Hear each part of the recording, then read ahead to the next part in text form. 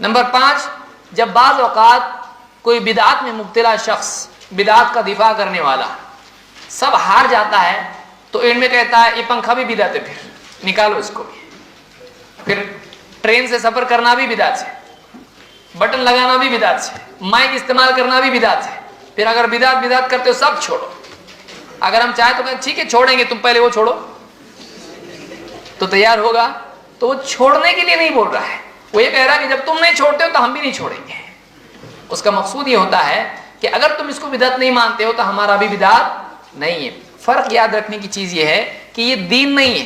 پنکھا قرآن میں آیا ہے، حدیث میں آیا، پنکھے کی فضیلت ہے کچھ، پنکھے کو کوئی آدمی اس کو دیکھ کے سوچتا ہے کہ ثواب ملنے والا ہے۔ پنکھا کیا؟ پنکھا ہوا کے لیے ہے، پنکھا ہوا کے لیے ہے، تو وہ دنیاوی راحت کے لیے ہے۔ ٹرین کیا ہے؟ ٹرین نماز میں کوئی صورت ہے اس طرح سے ٹرین کے بارے میں؟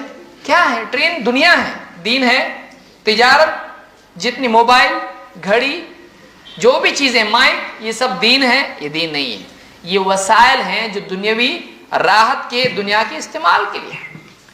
تو بہت سارے لوگ جب ہار جاتے ہیں تو آخری ان کے پاس کیا بات ہوتی ہے کہ یہ جو سب ہے یہ سب بدعت ہے۔ تو دنیاوی چیزیں بدعت نہیں ہوتی ہے، ٹیکنالوجی بدعت نہیں ہوتی، وہ دنیا ہے اور دنیا میں انسان آزاد ہے۔ مثلا طلحہ ابن عبید اللہ رضی اللہ عنہ فرماتے ہیں مررت مع رسول اللہ صلی اللہ علیہ وسلم بقوم علی رؤوس النخل، کہ میں اللہ کے رسول صلی اللہ علیہ وسلم کے ساتھ کچھ لوگوں کے پاس سے گزرا جو کھجور کے باغات میں کام کر رہے تھے، کچھ اس کی جڑوں میں، اس کے یعنی پیڑوں پر کچھ جو ہے کچھ پولینیشن جس کو کہتے ہیں اس کے اندر کچھ کام کر رہے تھے۔ قال ما يصنع هؤلاء، آپ نے پوچھا یہ لوگ کیا کر رہے ہیں؟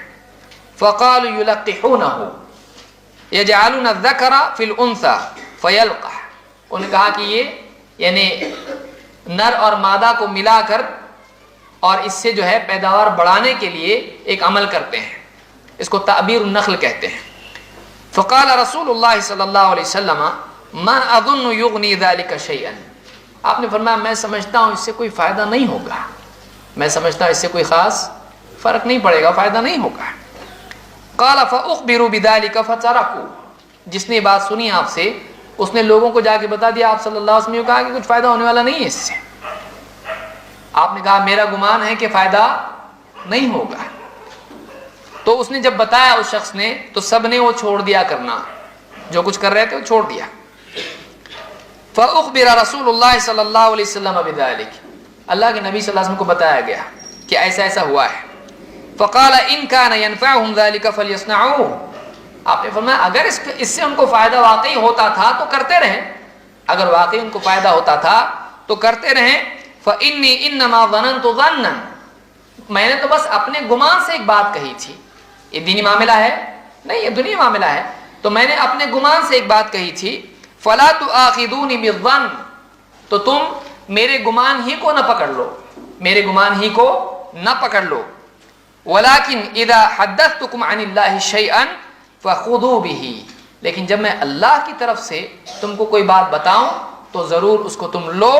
فإني لن أكذب على الله عز وجل، اس لیے کہ میں اللہ عز وجل پر جھوٹ نہیں کہتا ہوں۔ اور ایک روایت میں آپ نے کہا، یہ مسلم کی روایت ہے، اور دوسری روایت میں جو مسند احمد میں آپ نے فرمایا اذا كان شيء من امر دنياكم فانتم اعلم به، جب تمہاری دنیا کا کوئی معاملہ ہو تو تم زیادہ جانتے ہو، تم اس کو زیادہ جانتے ہو۔ فاذا كان من امر دينكم فإلي، اور اگر معاملہ تمہارے دین کا ہو تو پھر اس کو میرے پاس لے آؤ۔ دنیا کا معاملہ ہو تو کیا ہے، تم زیادہ جانتے ہو۔ تو وہ جو کرتے تھے یعنی پیڑوں کے سلسلے میں، وہ کیا تھی، کھیتی کا ایک طریقہ تھا جس کو آپ ٹیکنالوجی کہہ سکتے ہو۔ تو ٹیکنالوجی میں آدمی کیا ہے، آزاد ہے یا مقید ہے؟ آزاد ہے۔ ہاں حلال و حرام کے سلسلے میں، عبادات کے سلسلے میں، عقائد کے سلسلے میں پابند ہے، کس کا؟ اللہ کے نبی صلی اللہ علیہ وسلم کی تعلیمات کا۔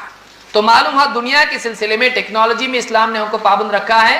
نہیں رکھا ہے۔ ہم پنکھے استعمال کر سکتے ہیں، ٹیوبز استعمال کر سکتے ہیں، اور ہم موبائل استعمال کر سکتے ہیں، جو چاہے استعمال کر سکتے ہیں اگر وہ حلال ہے تو، اگر وہ حلال ہے تو، کیونکہ اس کی حلت اور حرمت کے احکام ہیں۔ لیکن ٹیکنالوجی کے سلسلے میں کہ ترقی دی جائے یا نہیں، تو اس میں کوئی مسئلہ ہے۔ آج پہلے کیسی گاڑیاں تھیں، پہلے کیسے کمپیوٹر تھے، پہلے کیسی گھڑیاں تھی، آج اس میں فرق پڑ رہا ہے، ٹیکنالوجی کے اعتبار سے اور زیادہ ترقی ہو رہی. تو یہ ترقی دینا غلط ہے یا صحیح ہے؟ صحیح ہے، کوئی مسئلہ اس میں نہیں، اسلام کا اس میں کوئی دخل نہیں. آپ نے فرمایا کہ انتم اعلم بامور دنیاکم، تم اپنے دنیوی امور کو زیادہ بہتر جانتے ہو. تو اللہ کے نبی صلی اللہ علیہ وسلم اس میں ہم کو آزاد چھوڑا ہے، ہم استعمال کر سکتے ہیں. تو اس سے یعنی 5 باتیں ہم نے دیکھی بدعات کے تعلق سے جن کو یاد رکھنا ضروری ہے. وہ کیا ہے؟ نمبر 1 غلط فہمی کیا ہے؟ لوگ کیا کہتے ہیں اگر یہ غلط ہے تو منع کہاں ہے؟ تو منع کہاں ہے؟ خود حدیث میں ہے کہ جو بھی عمل ایسا کرے گا جس کی دلیل نہیں ہے تو کیا ہوگا؟ رد کر دیا جائے گا. دوسری غلط فہمی، دین کا فائدہ ہو تو اچھا، دین کا نقصان ہو تو برا، دین کے موافق ہو تو اچھا، فیور میں ہو، اور دین کے خلاف ہو تو برا. یہ قاعدہ ہے. اچھا برا طے کون کرے گا؟ سمجھ میں آئی بات؟ اچھا برا آدمی نہیں طے کر سکتا ہے. تو ہر بدعت گمراہی ہے. اسی طرح سے تیسری غلط فہمی کیا ہے؟ آدمی اپنی عقل سے اچھا برا قرار دے سکتا ہے. کیا یہ جائز ہے؟ اچھا برا سکھانے کے لیے اللہ نے نبی کو بھیجا ہے. اللہ کے نبی صلی اللہ علیہ وسلم کو بھیجا اس لیے گیا کہ آپ اچھا برا سمجھائیں. اور اس دور میں بھی بعض اوقات لوگ ایک چیز کو اچھا سمجھ لیتے تھے، لیکن آپ نے بعض چیزوں پر صحابہ کو ڈانٹا جس سے معلوم ہوتا ہے کہ وہ اچھا نہیں تھا. تو ہر چیز جو آدمی اپنے طور پر سمجھ لے اچھا، ضروری نہیں کہ وہ اچھا ہو، وہ غلط بھی ہو سکتا ہے.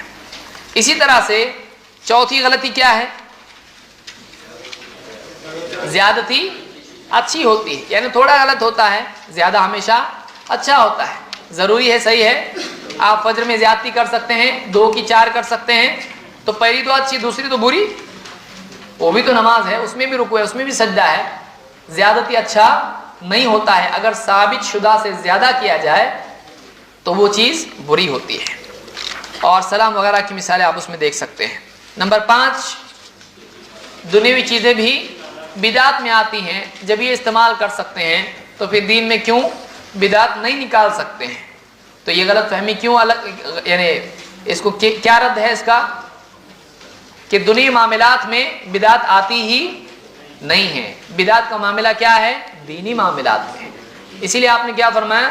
من احدث فی امرنا ھذا، جو ہمارے اس دین میں، یہ نہیں کہا ہر معاملے میں، بلکہ آپ نے کیا کہا؟ ہمارے اس دین میں کوئی ایسی چیز نکالے جو اس میں نہیں تھی تو وہ کیا ہو جائے گی؟ رد کر دی جائے گی. سمجھ میں آئی بات؟ تو یہ 5 چیزیں تھیں جو بدعت